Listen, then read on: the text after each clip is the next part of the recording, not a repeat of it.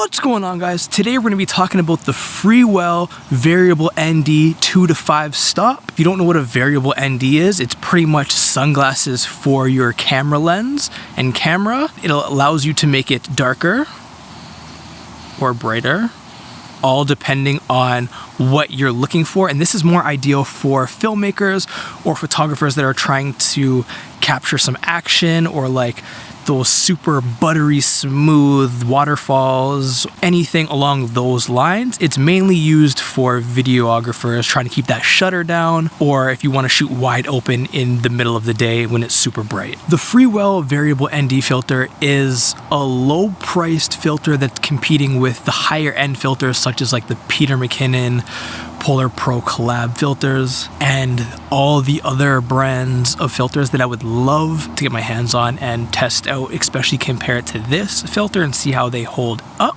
Using the Freewell variable ND, if you're purchasing, I would suggest you getting the highest millimeter size. So right now I'm using 82 millimeters, and that just fits this one lens because that's the lens that I know that this filter is just gonna live on, stay on pretty much forever.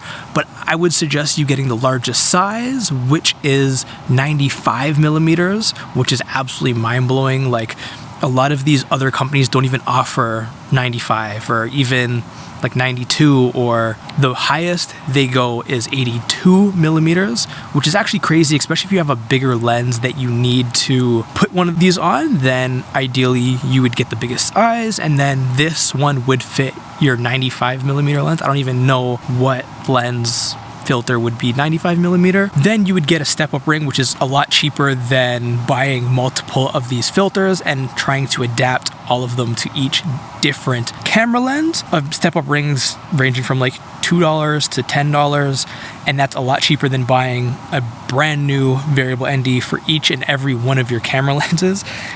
That would be crazy. The price of these can definitely add up quick because these filters are not cheap. Since we're on the topic of price, for the 82 millimeter one, it was 110 US, and for the 95 millimeter, it's $150 US. And as I was talking about before, these can add up extremely quickly because say you had to buy like an 82 millimeter and then a 95, like you're almost at $300 for two filters. Like, that's nuts, considering you could have just bought the $150 one and then got one or two step-up rings and you're pretty much good to go. The filter comes in a nice, really like nice metal case, which I absolutely love. I love when filters and things don't just come by themselves. They come in like a case that you can carry it in.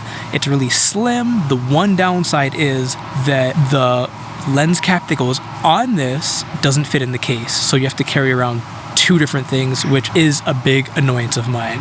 I wish they would just make it a little bit thicker, the case, and that you could attach the lens cap to the lens and put it in the case. That would be ideal. Since we're on the topic of lens caps, I absolutely love the lens cap that comes with this.